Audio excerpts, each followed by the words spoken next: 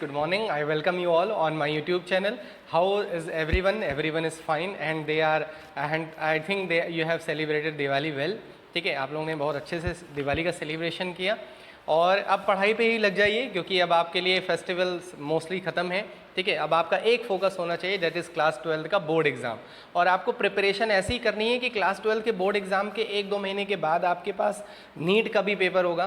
तो अगर जो भी स्टूडेंट्स नीट का फॉर्म डालेंगे, नीट के लिए अप्लाई करेंगे, तो उनकी तैयारी ऐसी होनी चाहिए कि उनको क्लास 12 ना पे फोकस ज़्यादा ना करना पड़े, क्लास 11 को रिवाइज़ कर लेंगे। हो सकता है कि आपका वन गो में भी अच्छे मार्क्स आ जाए, तो आपको क्या होता है, मोटिवेशन मिलता है, इनकरेज, मतलब एक आता है ना अंदर से कि नहीं हम नीट एग्ज़ाम क्लियर कर सकते हैं। पहली बार में अगर नंबर बहुत अच्छे आ जाए तब तो बहुत अच्छा है, और अगर पहली बार में हो जाए तब तो ये मेरा सपना पूरा ही हो जाएगा। ठीक है, आप सबके पेरेंट का भी सपना पूरा हो सकता है। इसी मोटिव के साथ इस सेलिब्रेशन के बाद आगे बढ़ते हैं और इस सेशन को आगे बढ़ाते हैं। हम लोग ने डिस्कस किया था कि कैसे ऑर्गेनिज्म रिस्पॉन्स करता है किसी भी एबायोटिक फैक्टर के लिए। एबायोटिक फैक्टर के लिए जब वो रिस्पॉन्स करता है तो मैंने आपको बताया था रेगुलेटर हो सकता है, ठीक है, कन्फॉर्म कर सकता है। कन्फॉर्म मतलब कि अकॉर्डिंग टू दैट उसके जो इंटरनल बॉडी है वो भी चेंज होती रहे, स्टेबल ना रहे, फिक्स ना रहे। तो जब वो चेंज होगा तो कंफर्म है कि वो पर्टिकुलर कंडीशन में सर्वाइव नहीं कर पाएगा, जैसे मैंने लिजर्ड का एग्जांपल लेके बताया था। और फिर ये भी बताया था कि कैसे क्यों बहुत स्मॉल एनिमल्स जो होते हैं वो सर्वाइव नहीं कर सकते, ठीक है, बहुत कोल्डर एरियाज़ में, क्योंकि उनका अगर सरफेस एरिया कंपेयर करें उनके वॉल्यूम के कंपेयर में, तो वॉल्यूम के कंपेरिजन में, ठीक है, तो उनका सरफेस एरिया क्या होगा, ज़्यादा होगा। अगर सरफेस एरिया ज़्यादा है तो तुम्हें पता है हीट लॉस भी बहुत तेज़ होगा, बहुत ज़्यादा होगा। ऐसी कंडीशन में उनको हीट ज़्यादा जनरेट करनी पड़ेगी जो वो कर नहीं पाते। That's why the small animals can not survive in a very colder areas.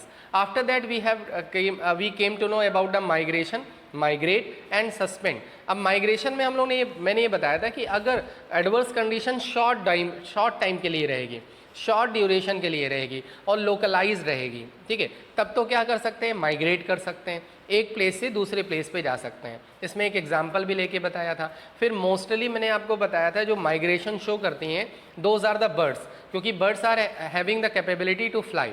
After that suspend, इसमें क्या था, एस्केप इन टाइम, मतलब टाइम काटना, ठीक है। जैसे अगर मान लो कोई एडवर्स कंडीशन है और वो 2 मंथ या 3 मंथ के लिए है, तो उस टाइम पे अपने आप को किसी तरह एक्टिविटी को स्लो कर लेना, मेटाबॉलिक एक्टिविटी को स्लो कर लेना, ठीक है, शो अपने आप को जो भी एक्टिविटीज़ हैं उसको शो ना करना, इस तरह से वो एस्केप इन टाइम करते हैं। जैसे अगर हम सीड की बात करें तो सीड में अगर देखें तो सीड तो लिविंग होते हैं, ठीक है, लिविंग ऑर्गेनिज्म, उनको हम कंसीडर कर सकते हैं, लेकिन उनकी जो मेटाबॉलिक रेट है वो नहीं होती, ठीक है, वो एकदम स्लो होती है। जैसे उनको फेवरेबल कंडीशन होती है उनकी मेटाबॉलिक रेट बढ़ जाती है। क्लियर है, ठीक है। तो आप इन सारे एग्जाम्पल से समझ सकते हो कि सीड का एग्जाम्पल, स्पोर का एग्जाम्पल, ये सब सस्पेंड करते हैं। किसको सस्पेंड करते हैं, एडवर्स कंडीशन को सस्पेंड करते हैं किसी तरह, ठीक है। उसके बाद हम लोगों ने एनिमल में पढ़ा था कि एनिमल में कैसे होता है, हाइबरनेशन होता है, एस्टिवेशन होता है, ठीक है। उसके बाद जू प्लैंक्टॉन्स जो होते हैं, जू प्लैंक्टॉन में क्या होता है, डायापॉज, एक स्टेज होती है जिसका नाम है डायापॉज। तो डायापॉज में क्या होता है, this is a stage of development, when there is a adverse condition they undergo the stage of development that is known as diapause। Clear है, तो ये सस्पेंड तक हो गया था। Now we are going to study another topic that is adaptation. Adaptation बहुत important है आपके लिए, काफ़ी हेल्पफुल होगा, ठीक है। इससे 1 मार्क के क्वेश्चंस बहुत आते हैं, इसीलिए बहुत ध्यान से समझना, ठीक है, कि एडाप्टेशन क्या है, एडाप्टेशन के क्या क्या एग्जाम्पल्स हैं, वो सारी चीज़ें हम लोग डिस्कस करेंगे, ठीक है। तो बढ़ते हैं आगे। सबसे पहले एडाप्टेशन है क्या। देखो 2 वर्ड होते हैं, एक वर्ड होता है एक्लीमेटाइजेशन। आप मोस्टली स्टूडेंट जो भी वीडियोस देख रहे हैं, ठीक है, they have gone to hill station, वो कभी ना कभी हिल स्टेशन जरूर गए होंगे। जब आप हिल स्टेशन पे जाते हो और हिल्स पे क्लाइंब करते हैं, ट्रैकिंग करते हैं, तो ऐसी कंडीशन में हमारा जो हार्ट है वो पल्पिलेशन शो करता है, वहाँ पे हमें वोमिटिंग वगैरह की भी फीलिंग आने लगती है, नोजिया जिसको बोलते हैं, ठीक है। लेकिन कुछ 1-2 दिन के बाद हमारी जो एल्टीट्यूड सिकनेस है वो धीरे धीरे हम वहाँ के लिए एडजस्ट करने लगते हैं। शॉर्ट टाइम के लिए अगर हम एडजस्ट कर रहे हैं तो उसको बोलते हैं एक्लीमेटाइजेशन। जैसे आप समर डेज में अगर आप खेल रहे हैं तो आपको स्वेटिंग बहुत ज़्यादा होती है, लेकिन कुछ टाइम के बाद अगर आप देखो, ठीक है, ऑब्जर्व करो, तो आप उसके लिए एडजस्ट कर लेते हो, आपको उतनी गर्मी पता नहीं लगती, ठीक है, तो उसको बोलते हैं एक्लीमेटाइजेशन। लेकिन अगर वही फिक्स हो जाए, परमानेंट हो जाए, तो उसको क्या बुलाते हैं, एडाप्टेशन, ठीक है। जैसे अगर आपने सुना होगा, बहुत सारे कॉमन लैंग्वेज में आपने सुना होगा कि फ्यू एनिमल्स और प्लांट्स हैव एडाप्टेड ठीक है, the animals are showing adaptation show कर रहे हैं, ठीक है, या they have adapted a particular habitat, उन्होंने किसी पर्टिकुलर हैबिटेट को एडाप्ट कर रखा है। जैसे if we take the example of fish, तो फिश ने एक्वेटिक हैबिटेट को एडाप्ट कर लिया है, मतलब उसी के अकॉर्डिंग उसके अंदर चेंजेस आ गए, जैसे उसके पास गिल्स होते हैं, ठीक है। सेम एज अगर हम और बहुत सारे एनिमल्स और ऑर्गेनिज्म को देखें तो they have just develop a lot of characteristic, उनके अंदर बॉडी के अंदर बहुत सारे कैरेक्टरिस्टिक डेवलप हो गए। Those characteristic, those feature just support them to survive in a particular condition, वो सुइटेबल कंडीशन उनके लिए बना देते हैं, ठीक है, होती नहीं है लेकिन उनके अंदर ऐसे फीचर्स डेवलप हो जाते हैं जिसकी वजह से वो पर्टिकुलर कंडीशन में क्या कर सकते हैं, सर्वाइव कर सकते हैं। क्योंकि if they are not able to adopt their self in a particular condition they will wiped out, ठीक है, वो तो वहाँ पे रह ही नहीं पाएंगे, तो खत्म हो जाएंगे। That's why the adaptation is very important attribute और फीचर, ठीक है, एडाप्टेशन होनी चाहिए। अगर कोई ऑर्गेनिज्म एडाप्टेशन नहीं शो कर रहा है तो वो वहाँ पे सर्वाइव नहीं कर सकता। अब यहाँ पे देख लो, while considering the various alternative available, ठीक है, to organism for coping with extreme in their environment, we have seen that some are also to respond through certain physiological adjustment, उनके अंदर physiological adjustment होती है, while others so do behaviorally, कुछ behaviorally ऐसा करते हैं, migrating temporarily to a less stressful habitat, जैसे पता लगा कोई ऐसा हैबिटेट है जहाँ पे बहुत ज़्यादा स्ट्रेस हो गया, स्ट्रेस का मतलब केवल मेंटल स्ट्रेस नहीं, ठीक है, अगर कोई एनवायरनमेंट उनके फेवरेबल नहीं है तो वहाँ से हट के किसी और हैबिटेट में चले जाते हैं, जैसे अभी हमने पढ़ा था माइग्रेशन के लिए। These responses are actually their adaptation, ये एडाप्टेशन ही तो है।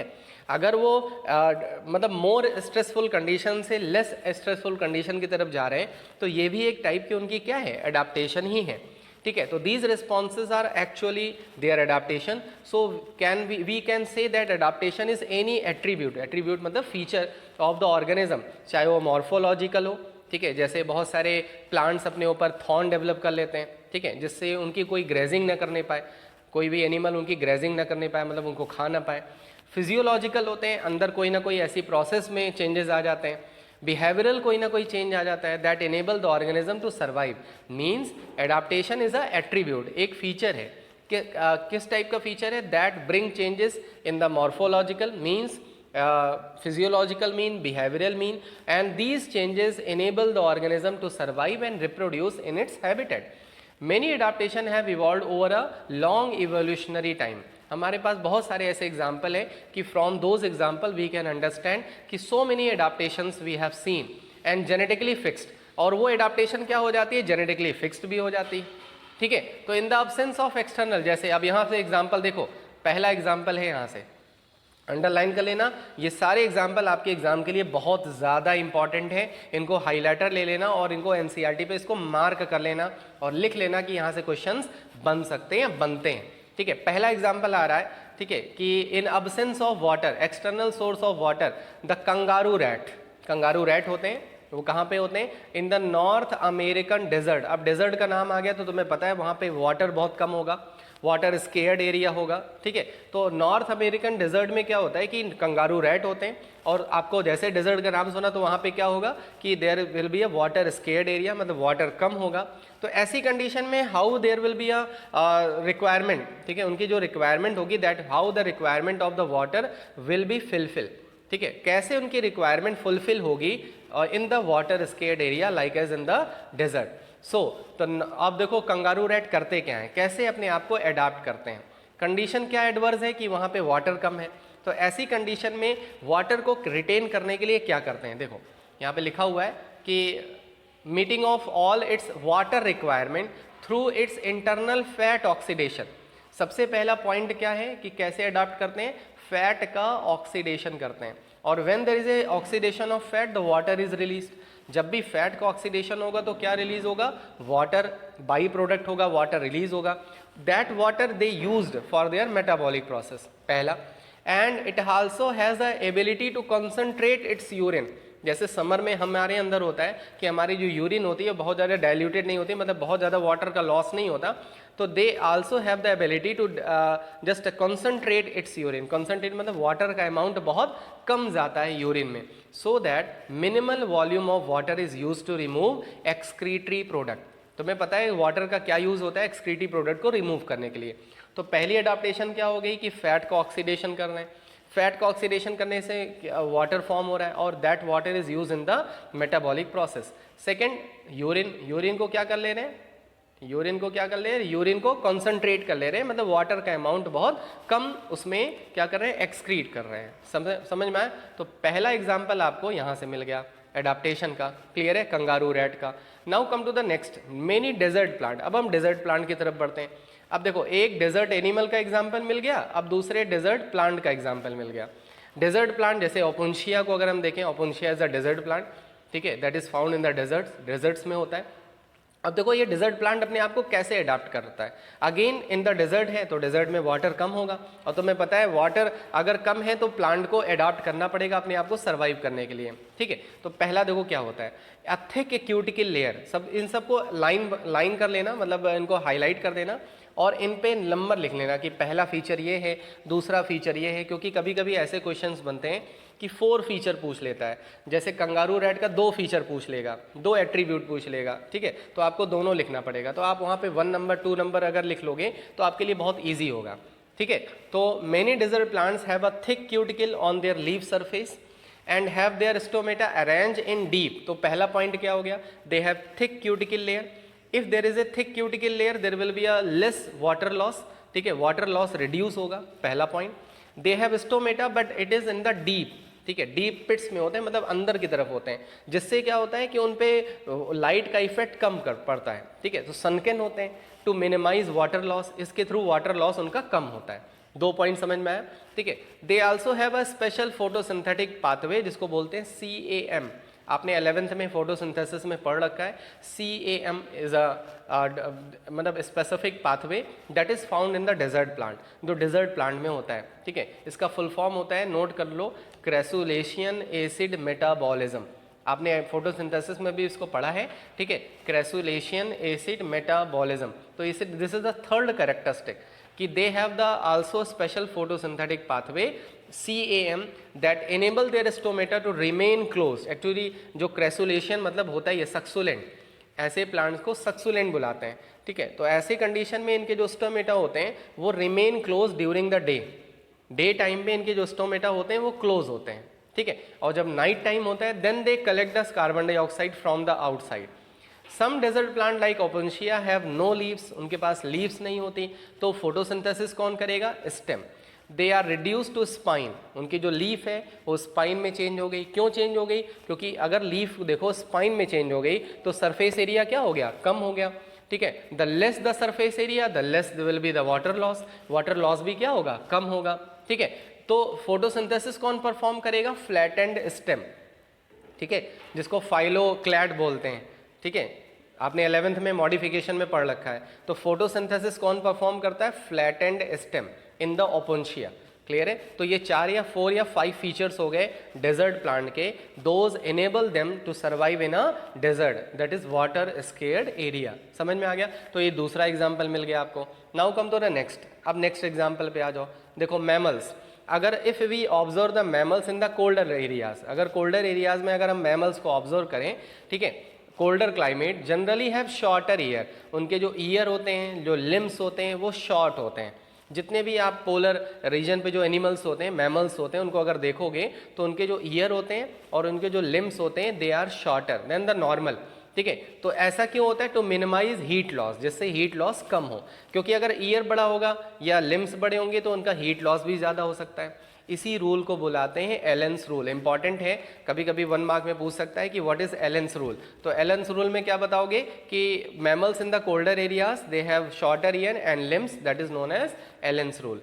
इन the polar seas aquatic animals, अगर आप पोलर सीज में देखो जहाँ पे सब 0 डिग्री मतलब बिलो देन 0 डिग्री टेम्परेचर होता है, तो देयर द फिशेज हैव या सील्स हैव थिक ब्लबर, उनके पास ब्लबर, मतलब ब्लबर का मतलब होता है फैट लेयर, ठीक है, फैट की लेयर, थिक लेयर होती है, दैट इंसुलेट देयर बॉडी, वो उनकी बॉडी को क्या करती है, इंसुलेट करती है, and reduce the body heat, reduce the loss of body heat, ठीक है। जैसे आपने आप भी जब जैसे जैसे विंटर बढ़ेंगे, मतलब टेम्परेचर कम होगा, रिड्यूस होगा, तो you will start wearing jacket, तो जैकेट में फर लगे होते हैं, आपको पता है जो फर लगे होते हैं they just retain the our body heat, हमारी बॉडी से जो हीट निकलती है उसको हम ही को रिटेन करते हैं, तो जिससे हमें हमारी बॉडी वार्म रहती है विंटर्स में। Same as that fat layer और blubber behave in these animals, तो seals and in some fishes there is a blubber, thick layer of the fat is present that insulate their body. Clear है? तो ये third example मिल गया आपको कि mammals in the colder areas हैं, ठीक है। उसके बाद थिक एंड ब्लबर लेयर किस में होती है, वो कैसे हेल्प करती है, तो 4 एग्जाम्पल्स हो गए। Now come to the next part. अब ये वही बात कर रहा है जैसे मैंने अभी हिल स्टेशन वाली बात की थी कि जब हम हिल स्टेशन पे जाते हैं तो हमारी बॉडी कैसे वहाँ के लिए एडजस्ट करती है, और उसको हम, क्योंकि वो शॉर्ट टाइम के लिए एडजस्टमेंट होती है, तो उसको बुलाते हैं हम एक्लीमेटाइजेशन, नॉट एडाप्टेशन, ठीक है। Some organism process adaptation that are physiological which allow them to respond quickly to a stressful condition, बहुत क्विक रिस्पॉन्स होता है, ठीक है। अब जैसे डेजर्ट प्लांट की बात करें, आप डेजर्ट प्लांट को ले जाके आपने जैसे कल्टीवेट कर दिया डेजर्ट में, ठीक है, ओपुंशिया को, अब ऐसा तो होगा नहीं सडन उनके बॉडी पे लीव्स स्पाइन में चेंज हो गई और तुरंत फोटोसिंथेटिक पाथवे चेंज हो गया, ऐसा तो नहीं होगा ना, ठीक है। लेकिन if we go to the hill station, क्योंकि वहाँ पे क्विक रिस्पॉन्स चाहिए, आपका ब्रीदिंग रेट ज़्यादा होना चाहिए, आरबीसी के नंबर, हीमोग्लोबिन के नंबर ज़्यादा होने चाहिए, then you will be able to survive there, otherwise you will face a lot of difficulty in the breathing and other physiological process. So some organism possess adaptation that are physiological which allow them to respond quickly to a stressful condition. If you had ever been to any high altitude, जैसे रोहतांग वगैरह पे अगर आप जाओ, ठीक है, अब जा सकते हो, वहाँ पे तो टनल वगैरह भी बन गई, अब आप ले भी जा सकते हो, ठीक है। तो वहाँ पे क्या है कि इफ़ यू गो, ठीक है, एट द हाई एल्टीट्यूड पे जाओगे, ठीक है, then you will be feeling a lot of experience, आपके बॉडी में बहुत ज़्यादा चेंजेस आएंगे, ठीक है, and I think you will face a lot of problem there. वो कौन कौन सी प्रॉब्लम होगी उसको हम एक सिंगल टर्म देते हैं, दैट इज एल्टीट्यूड सिकनेस। इसको क्या बुलाते हैं? Altitude, because you are going to the higher altitude and whatever problem you are facing with that is known as altitude sickness. अब देखो कभी कभी ये क्वेश्चन आता है कि what are the symptoms of altitude sickness. जिन्होंने अच्छे से लाइन से नहीं पढ़ रखा है उनको लगता है कि this is a question of the human health and disease and we haven't got any word there. Human health and disease में अगर ढूंढोगे एल्टीट्यूड सिकनेस तो वहाँ पे आपको मिलेगा ही नहीं। स्टूडेंट को लगता है ये आउट ऑफ सिलेबस है, ठीक है, इसको छोड़ देते हैं। लेकिन देखो एल्टीट्यूड सिकनेस के सिम्टम्स यहाँ पे दिए हैं। तो एल्टीट्यूड सिकनेस के सिम्टम्स क्या होते हैं? इंक्लूड नोजिया, नोजिया का मतलब होता है फीलिंग ऑफ वॉमिटिंग, ठीक है, नोजिया। आफ्टर दैट फैटिगनेस की फीलिंग आने लगती है। हार्ट पल्पिलेशन, हार्ट बहुत जल्दी जल्दी पल्पिलेट करता है, ठीक है, उसकी हार्ट रेट तेज हो जाती है। This is because in the low atmospheric pressure in high altitude the body does not get enough oxygen, क्योंकि उसको इनफ ऑक्सीजन नहीं मिल रही है। But gradually you can get acclimatised. अब देखो यहाँ पे एक्लीमेटाइज कर रहे हैं ना कि एडाप्टेशन, क्योंकि एक्लीमेटाइज क्या होता है? शॉर्ट टाइम के लिए होता है, समझ में आया, ठीक है। तो gradually you get acclimatise and stop experiencing, ठीक है, और आप धीरे धीरे एल्टीट्यूड सिकनेस को फील करना कम हो जाता है। अगर आप 1-2 दिन वहाँ पे रहोगे तो आपकी बॉडी वहाँ के लिए क्या हो जाती है? एक्लीमेटाइज करने लगती है, ठीक है। How your body solve this problem, कैसे सॉल्व करती है आपकी बॉडी? देखो क्या क्या होता है हमारी बॉडी में। सबसे पहला होता है कि the compensate the low oxygen availability by increasing red blood cell. Red blood cells के नंबर बढ़ जाते हैं, पहला पॉइंट, ठीक है। उसके बाद decreasing the binding affinity of haemoglobin, haemoglobin की जो बाइंडिंग एफाइनिटी है उसको कम कर देता है, जिससे ऑक्सीजन ज़्यादा ट्रांसपोर्ट हो पाए। And by increasing breathing rate बढ़ जाएगा, ठीक है। मेनी ट्राइब्स मतलब tribal community live in high altitude of Himalayas, तो उनके अंदर ये सारी जो हमारे अंदर एक्लीमेटाइजेशन हो रहा है उनकी बॉडी में परमानेंट चेंजेस आ चुके हैं, तो उनको वहाँ पे कोई प्रॉब्लम नहीं होती। आपने देखा होगा अगर आप किसी होली प्लेस पे गए होगे, जैसे वैष्णो देवी जाओ, तो वहाँ पे लोग होते हैं जो किसी पर्सन को अपने पीठ पे ही बिठा के लेके जाते हैं, उनको पिट्ठू बोलते हैं, आपने सुना भी होगा, देखा भी होगा, ठीक है। तो वो कैसे चल पाते हैं? हम तो सिंगल नहीं चल पाते, वो 2 लोग को लेके चल पा रहे हैं। क्यों? क्योंकि उनकी बॉडी वहाँ के लिए पूरी तरह से क्या हो चुकी है? एडजस्ट हो चुकी है। तो ये आपको एक और एग्जाम्पल मिल गया एल्टीट्यूड सिकनेस का। तो एल्टीट्यूड सिकनेस का सिम्टम, ठीक है, और कैसे हमारी बॉडी उसके लिए उससे कोप अप कर रही है, ये बहुत इंपॉर्टेंट है। अब आ जाओ next. In most animals, the metabolic reaction and hence all the physiological function proceed optimally in a narrow temperature range. जैसे अगर हम अपनी बॉडी में देखें तो हमारी बॉडी का टेम्परेचर अगर 37 डिग्री सेल्सियस है तो all the physiological process, other activities will be perform in superfluous manner, ठीक है, there will be no problem, ठीक है, फैबुलस, पूरी तरह से अच्छे से परफॉर्म करेंगी हमारी बॉडी। बट इसको बोलते हैं ऑप्टिमम, ऑप्टिमम मतलब रिक्वायर्ड। लेकिन अगर मान लो टेम्परेचर थोड़ा सा चेंज होता है, जैसे आपने सुना देखा होगा कि जब भी बहुत ज़्यादा टेम्परेचर राइज होता है, 45 पहुंच जाता है, तो हमारी बॉडी में बहुत ज़्यादा प्रॉब्लम होने लगती है। और जब भी टेम्परेचर बहुत ज़्यादा कम हो जाता है तब भी हमें प्रॉब्लम होती है, ठीक है। क्यों? क्योंकि हमारी बॉडी 37 डिग्री सेल्सियस पे काफ़ी अच्छे से परफॉर्म कर सकती है। अब उन माइक्रोब के बारे में सोचो, those can survive in 100 degree Celsius, ठीक है, but there are microbe archaebacteria, आपने 11th में पढ़ रखा है, that flourish in hot spring, जहाँ पे बहुत ज़्यादा टेम्परेचर है, डीप सी हाइड्रोथर्मल, डेप्थ में है, काफ़ी डेप्थ में है, where temperature for exceed 100 degree Celsius. How is this possible? तो आपको पता है आर्की बैक्टीरिया के पास लिपिड की चेन होती है, they have specific type of enzymes, क्योंकि आपको पता है अगर किसी की मेटाबॉलिक एक्टिविटी डिस्टर्ब हो रही है तो सबसे ज़्यादा उसके पीछे जो फैक्टर रिस्पॉन्सिबल होता है वो कौन होता है? Enzymes. Because enzymes are proteinaceous enzyme, they can show denaturation, वो डीनेचुरेशन शो करते हैं when there is a high temperature. High temperature होगा तो डीनेचुरेशन शो करेंगे and they will not be able to perform well in that particular temperature. That's why the enzymes they are don't have specific type of enzyme, that's why they can not survive. But the organism like as Archaebacteria, those are able to survive in this condition. It means that they must have this specific type of enzyme. Those can show metabolic process in this condition, in this adverse condition. Clear है? ठीक है. अब देखो कुछ और भी example दे रहा है, समझ आर्कीबैक्टीरिया समझ में आ गया. चलो नेक्स्ट आ जाओ. Many fish thrive in Antarctic water where the temperature is always below 0 degree. तो अभी आपने देखा था कि जो अंटार्कटिक फिशेज होती हैं उनके पास ब्लबर होता है, ठीक है, और उस तरह से अपनी बॉडी हीट को किसी तरह मैनेज करते हैं.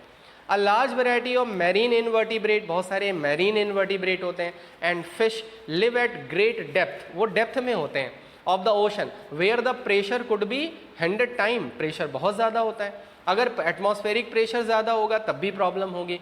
तो how do they live under such high pressure and they have special enzymes. इसका मतलब है उनके पास क्या होते हैं? स्पेशल एंजाइम्स होते हैं जो पर्टिकुलर एडवर्स प्रेशर पे भी काम करते हैं.